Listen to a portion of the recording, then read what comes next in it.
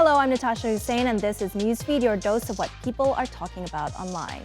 It's been a busy election period for a number of countries. Let's start with South Africa, where the ruling African National Congress has suffered a sobering and punishing blow. For the first time since Nelson Mandela led the oldest liberation movement in Africa to power in 1994, the party has lost its parliamentary majority. Whichever way you look at it, the results are a game changer for the ANC, which for the first time has to join a coalition to form a government. The ANC got just over 40% of the vote, followed by the Democratic Alliance with 21%, and former President Jacob Zuma's MK party, which was formed just 4 months ago, clinched an impressive 14%. The Economic Freedom Fighters came in fourth place, securing 9%. For the first time in 30 years, the ANC lost its parliamentary majority. It obtained 159 of the 400 seats in the National Assembly. This is a significant drop from the 230 seats President Cyril Ramaphosa's party won 5 years ago. Over 27 million South Africans registered to vote, and despite images of long queues, just around 58% of voters cast their ballots. It was the lowest voter turnout in the country's post-apartheid history. Political parties are now in fervent discussions on coalitions and the direction South Africa will take. Crystal is in Cape Town and says there's an air of uncertainty. It's a new day in South Africa, and we all woke up with a little bit of anxiety and uncertainty. Africa's oldest liberation movement and the only government that I've known since 1994, the African National Congress, is no longer in government. The results send a clear message to the ANC. We wish to assure the people of South Africa that we have heard them. We have heard their concerns, their frustrations, and their dissatisfaction. So what does that mean? The country's second largest opposition, the Democratic Alliance, got just over 20% of the vote, and they said it was a milestone. And then the biggest shock of them all, former President Jacob Zuma is back, and he's back with a bang. His Umkhonto we Sizwe party, that was only formed a mere few months ago, got the third largest chunk of the vote, just over 14%. So it means Jacob Zuma cannot be ignored. His daughter, Dudu, had this to say. Well, it's time to deliver what the people have mandated us to do. So with the numbers that they're giving us in Parliament, we're going to try and hold, obviously, whoever's there accountable and to push what we want to deliver to our people. Even our favorite puppet master, Chester Missing, was a bit shocked by this outcome.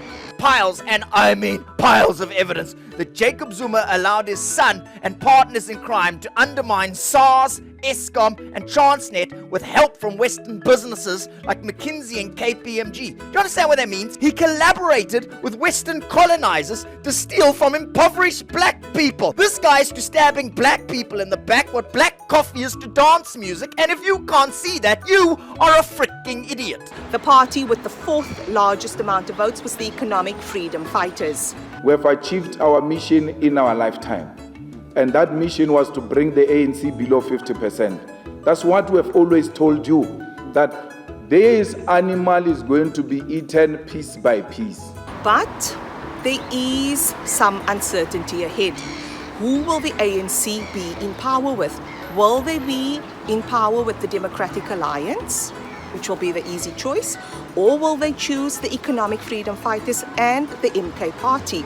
We are now in coalition territory, and I want to give you the assurance that as we navigate these new choppy waters over the coming days and weeks, as we start to meld together the new story for South Africa, the DA will act with maturity, with a cool head, and always put the country first. Whilst we all have some anxiety and uncertainty as to what the next couple of weeks lies ahead for us, some South Africans still have time for a bit of humour.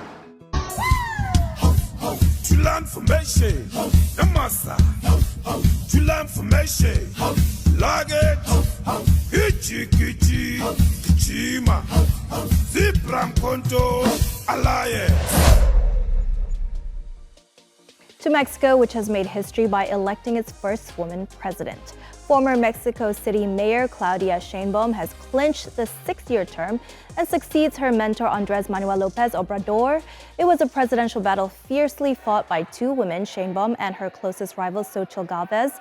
And a woman in the highest office in the land is a big deal for a nation known for its machismo and high level of gender-based violence. The former climate scientist has vowed to continue to maintain Mexico's strong economic gains, but she has several challenges. Crime is a huge problem and murder rates are soaring. In the lead up to the elections, dozens of candidates, their relatives, and party members were killed, and many more politicians targeted in violent attacks. Reining in cartels who rake in money from drugs and other illegal practices is another priority. 61-year-old Sheinbaum has vowed that she has what it takes and not to let her people down. Meanwhile, the European Parliament elections are set to take place from Thursday to Sunday. This marks the 10th election since the polls first began in 1979 and the first after Brexit. Around 400 million people from the 27-member bloc are eligible to vote in the world's second-largest democratic election after India. The parliament has a total of 720 seats up for grabs, with each seat representing a constituency in proportion to member states' populations. The European Parliament votes on and oversees the EU's budget, while at the same time deciding which laws will apply across the bloc. Voting begins in the Netherlands. The number of elected reps range from 6 for Malta, Luxembourg, and Greek-administered Cyprus. Germany has the highest at 96, followed by France at 81. Belgium, Germany, Malta, and Austria all allow 16-year-olds to vote. In Greece, the voting age is 17, while for all the other 22 member states, it's 18. Sunday is when most countries will hold their election. Results will start trickling in the same evening once polling stations close in all member states. Voters are focused on leadership, with many questioning if Ursula von der Leyen will remain president of the EU Commission. Other pressing issues include rising living costs, farmers' discontent, and the conflicts in Gaza and Ukraine.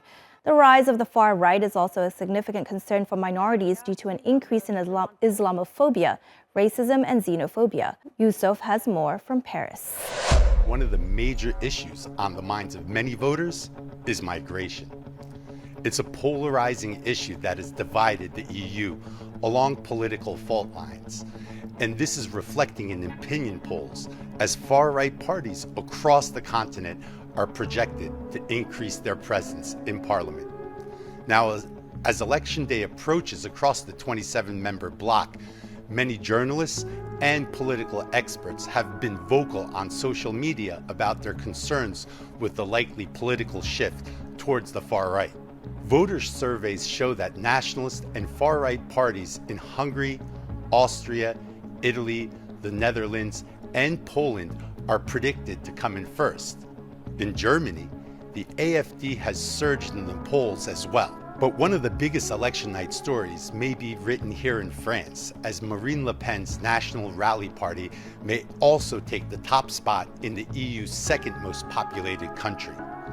Home to a sizable Muslim community, many migrant groups in France are concerned about how these results could impact their future in the country and the continent. With Islamophobia and anti-migrant sentiment on the rise, European governments have been implementing tougher measures against migrant communities throughout the continent, with some even deporting people for attending rallies to support Palestine.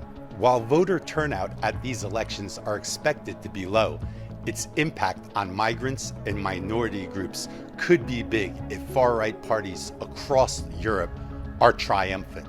While many migrants don't have the right to vote, all they can really do is hope for the best and prepare for the worst. Donald Trump has joined TikTok, the very app he tried to ban when he was in office over its links to China. The former U.S. president and convicted felon's first TikTok shows him at a UFC bout in New Jersey, alongside UFC president and longtime ally Dana White. The president is now on TikTok. It's my honor.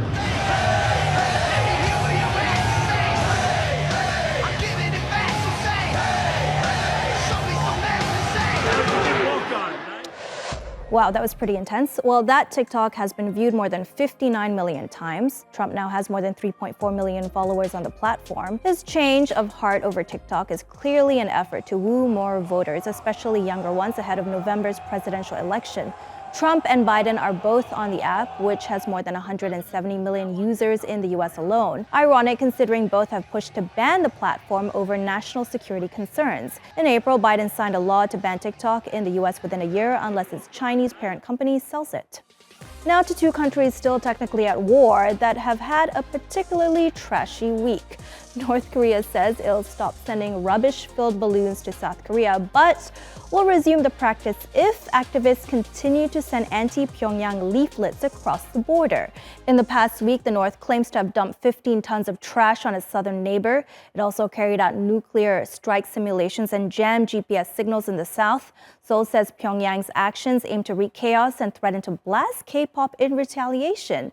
The North is particularly sensitive to such broadcasts as most of its 26 million strong population don't have access to foreign music and shows.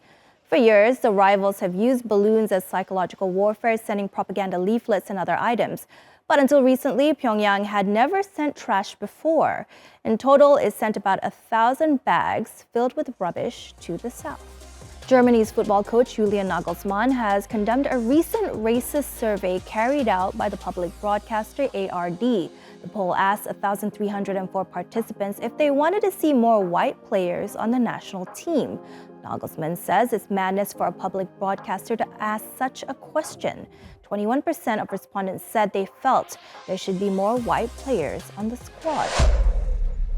The broadcaster says it commissioned the survey in order to have measurable data after a reporter working on a story on diversity in football was repeatedly asked about the makeup of the national team. Germany's current national squad includes several players of mixed heritage, such as captain İlkay Gündoğan and winger Leroy Sané. As Germany prepares to host the Euro 2024 tournament later this month, Nagelsmann emphasized that his team would be playing for everyone in the country.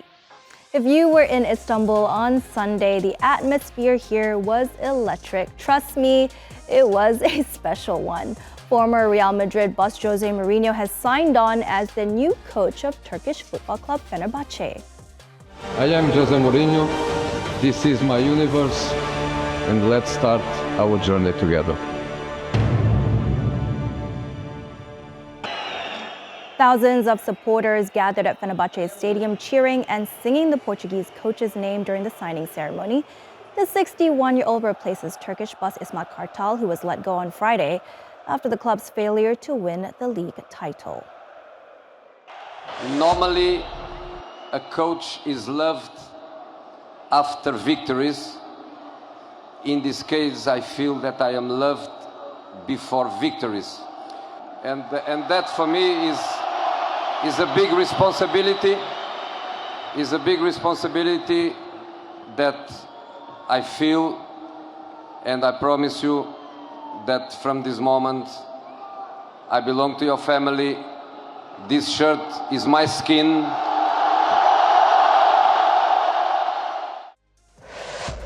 Mourinho has been out of work since being sacked by Roma in January after 2.5 seasons. The former Chelsea, Real Madrid, and Manchester United boss is the only manager to have won the Champions League, Europa League, and Europa Conference League. This signing is monumental for Turkish football and Fenerbahce, a club that last won the league title a decade ago and has never reached a European final. Mourinho, however, has reached 6 European finals, winning 5. I imagine this, you've saved up some money and finally bought a tiny 1 square meter apartment. Okay, that sounds very unlikely, but bear with me. Imagine you're now stuck trying to figure out how to turn that shoebox space into a functional home. Don't worry, all you need is galvanized square steel, screws borrowed from your aunt, and eco-friendly wood veneers.